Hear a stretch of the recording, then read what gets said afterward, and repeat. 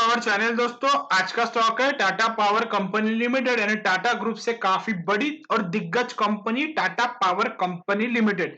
जिस तरीके से इलेक्ट्रिकल व्हीकल्स की डिमांड काफी तेजी से बढ़ रही है, उस हिसाब से टाटा पावर के स्टॉक की भी डिमांड काफी हाई हो रही है। तो आपको ये स्टॉक पे क्या करना है, किस तरीके से और क्या क्या पोजीशन आपको किस तरीके से मैनेज करनी है, इसके ही बारे में आज की वीडियो में हम डिटेल एनालिसिस करने वाले हैं। तो चलिए दोस्तों वीडियो की शुरुआत करते हैं। तो आप मेरे लेफ्ट हैंड साइड पे टाटा पावर की क्लोजिंग प्राइस देख सकते हैं 132 रुपए के आसपास। और यहाँ पे मैंने सिलेक्ट कर लिया है डेली टाइम फ्रेम, ना वीकली ना मंथली, क्योंकि डेली टाइम फ्रेम आमतौर पे इंट्राडे या स्विंग ट्रेडिंग के हिसाब से यूज किया जाता है। स्विंग ट्रेडिंग का टाइम फ्रेम हो सकता है 2 से 5 दिन का, और इंट्राडे तो डेली ट्रेडिंग। तो यहाँ पे ये स्टॉक पे यदि आप ट्रेड लेना चाहते हो तो आप स्विंग ट्रेडिंग के हिसाब से प्लान कर सकते हैं, क्योंकि काफी बढ़िया ब्रेकआउट आने वाले कुछ ही ट्रेडिंग सेशन में हमें ये स्टॉक में दिखाई दे सकता है तरीके से। और क्या पैटर्न बना है, तो चलिए सबसे पहले पैटर्न जानते हैं। इस तरीके से नीचे से एक सपोर्ट लाइन ड्रॉ कर लेता हूं और ऊपर से एक रेजिस्टेंस लाइन। तो यहाँ पे आपको काफी हद तक क्लियरली दिखाई दे रहा है। ये पैटर्न का नाम है सिमेट्रिकल ट्रायंगल पैटर्न। आमतौर पे ये पैटर्न पे क्या होता है, स्टॉक सपोर्ट पे आता है, सपोर्ट से रेजिस्टेंस, रेजिस्टेंस से सपोर्ट, सपोर्ट से रेजिस्टेंस, रेजिस्टेंस से सपोर्ट, और फिर सपोर्ट से रेजिस्टेंस। यानी स्टॉक के जो लेटेस्ट सपोर्ट थे उसकी वैल्यू थी 129, और वही सपोर्ट टच करके स्टॉक ने अपने लेटेस्ट रेजिस्टेंस को टच कर लिया है, जिसकी वैल्यू है 134 रुपए के आसपास। तो आपको ये स्टॉक पे क्या करना है, तो ये स्टॉक ने डेली बेसिस पे 134 यानी 134 के ऊपर डेली बेसिस पे क्लोजिंग दे दी, तब आप यहाँ पे एक बाइंग पोजीशन क्रिएट कर सकते हैं, लेकिन एक स्ट्रिक्ट स्टॉप लॉस के साथ, जो कि आपका स्टॉप लॉस होने वाला है 131 का। यानी सिर्फ 3 रुपए का काफी छोटा आपका यहाँ पे स्टॉप लॉस निकल के आता है, लेकिन ये स्टॉप लॉस के हिसाब से रिवॉर्ड भी तो काफी कंपेरेटिव अच्छे होने चाहिए।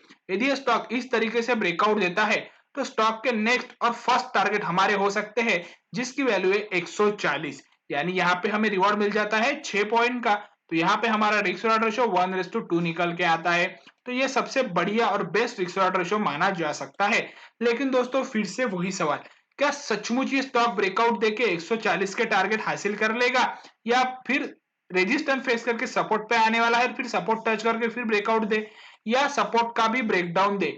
क्योंकि ये पॉसिबिलिटीज यहाँ पे हो सकती है। तो कौन सी पॉसिबिलिटीज यहाँ पे होने वाली है, इसी बात को कंफर्म करने के लिए अभी हम करते हैं इंडिकेटर एनालिसिस। तो सबसे पहले कर लेते हैं वॉल्यूम एनालिसिस, फिर करते हैं moving average analysis. Volume analysis पे आपको क्लियरली दिखाई दे रहा है बायर्स वॉल्यूम डिक्रीजिंग है, यानी वॉल्यूम एनालिसिस यहाँ पे कंफ्यूज मूवमेंट दिखा रहा है। मूविंग एवरेज की आप यहाँ पे अगर बात करें तो स्मॉल मूविंग एवरेज पे ऑलरेडी बुलिश क्रॉस ओवर है, और बिग मूविंग एवरेज पे भी ऑलरेडी बुलिश क्रॉस ओवर है, यानी काफी पॉजिटिव बात है। लेकिन एक बात और आप ऑब्जर्व करेंगे तो आपको देखने को मिल सकता है कि 5, 20 एंड 50 तीनों मूविंग एवरेज स्टॉक प्राइस के नीचे सपोर्ट देने के लिए पूरी तरह से रेडी है। यानी ये काफी बढ़िया बात ये स्टॉक पे हमें दिखाई दे रही है। तो इस तरीके से मूविंग एवरेज एनालिसिस भी ये स्टॉक में बुलिश व्यू सजेस्ट कर रहा है।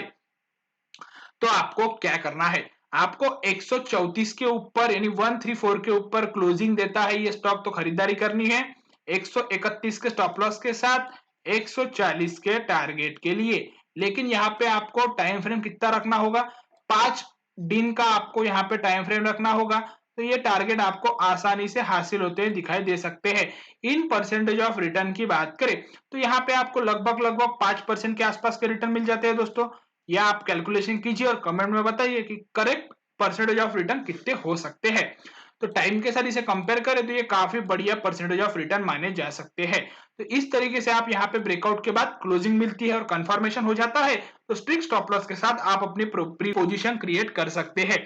यदि आपकी ऑलरेडी लोअर लेवल से पोजीशन एक ट्रेलिंग स्टॉप लॉस लगाना चाहते हो तो 125 का बेस्ट ट्रेलिंग स्टॉप लॉस आप यहाँ पे लेके चल सकते हैं, क्योंकि यही ट्रेलिंग स्टॉप लॉस हमें यहाँ पे काफी बढ़िया दिखाई दे रहा है।